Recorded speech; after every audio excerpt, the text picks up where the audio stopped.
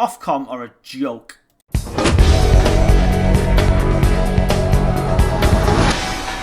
Ofcom, that lefty organisation that only sides with the Labour Party, and we know it's run by a Labour activist, or at least a former Labour activist, has fined GB News £100,000 for breaching impartiality rules. If you remember back, this comes from the People's Forum when they had Rishi Sunak in front of a live audience answering questions, and they say that the audience did not represent a wide range of significant views.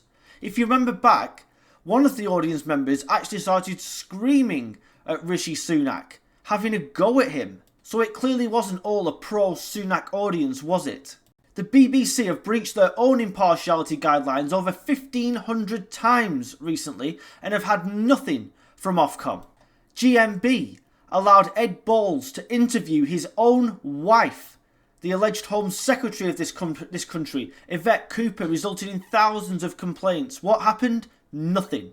These idiots want GB News off the air because they don't like them. They don't fit in with the orthodoxy, with the agenda of these people.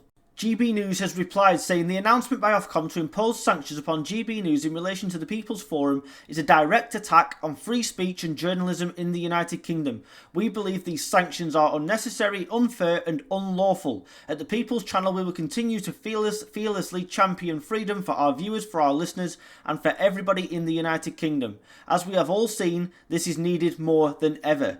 GB News made a rod for their own backs in the past by getting rid of people like Dan Wootton, by getting rid of someone who was a fantastic presenter in Mark Stein, backing down to Ofcom, backing down to the mainstream continuously. So it's not all Ofcom's fault. They've seen weakness and they've gone for the throat. What they should really do is take themselves away from Ofcom and say we don't want to be Ofcom regulated any longer.